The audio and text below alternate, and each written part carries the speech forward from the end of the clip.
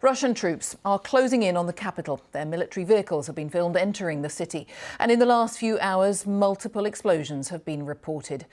Exact figures are unknown, but there are reports of large numbers of Ukrainian casualties, both military and civilian, since the invasion began, and of Russian military deaths. Streams of people in cars and on foot have been crossing from Ukraine into Poland, Romania and Hungary. The UN Refugee Agency believes up to 5 million people may try to flee abroad.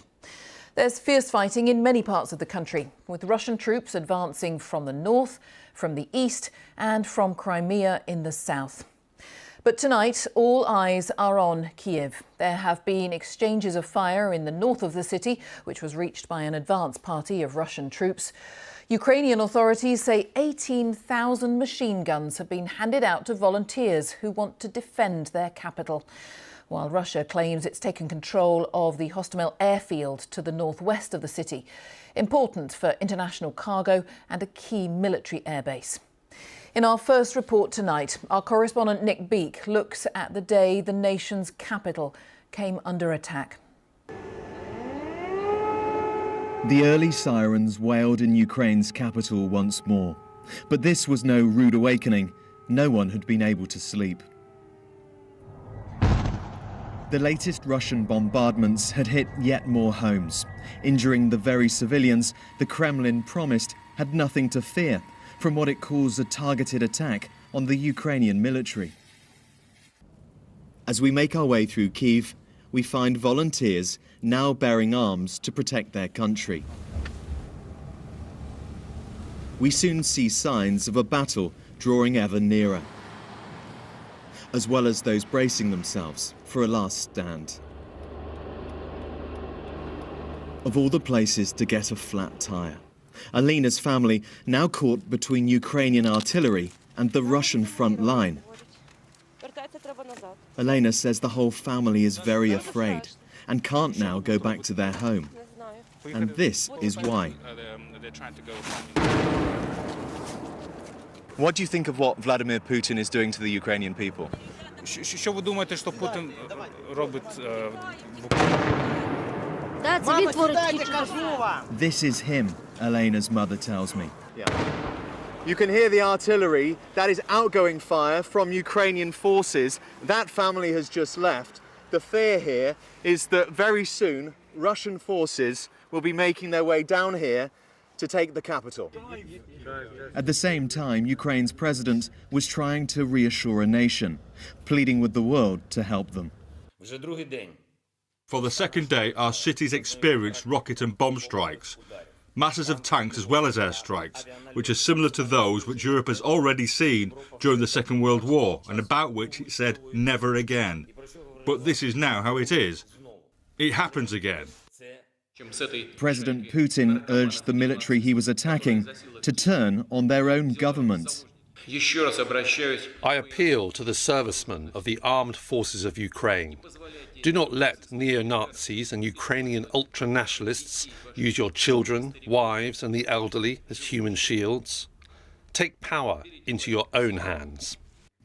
Ukraine is under attack on many fronts. In Mariupol, in the southeast, destruction. In Sumy, in the northeast, battles rage. And here in the capital, in circumstances still unclear, horror as a tank drives over a car. Incredibly, the driver survived. And this is a pivotal battleground, an airport northwest of Kyiv. Its fate could be vital to that of the whole country. If the Russians succeed there, this will be one of the first neighborhoods they come through, Podil. Today it looks like any other in Ukraine. This queue is for the pharmacy. Maxim tells us he hopes any advancing Russians would not harm him and his family. I think they don't take our normal people. I think they have heart inside. They have something good inside. Elena, a grandmother, says Russian occupation would be a disaster. This is my city, the city of my parents, my grandparents. I'm not going to leave. And as for what she makes of Vladimir Putin, When a person is so inadequate, nobody knows what will come to his mind. This evening, the mind of President Zelensky was defiant. Speaking from the streets of Kyiv, he posted this message on social media. We are all here. Our soldiers are here, the citizens are here, and we are here. We defend our independence. That's how it'll go. Glory to our defenders, both male and female. Glory to Ukraine.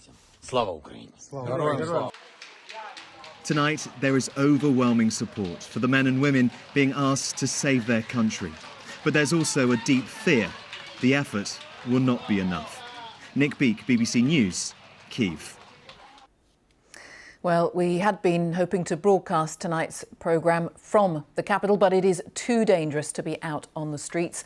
Let's talk to our chief international correspondent, Lise Doucet. And Lise, as we can see, you, the team, others having to take shelter tonight in a basement.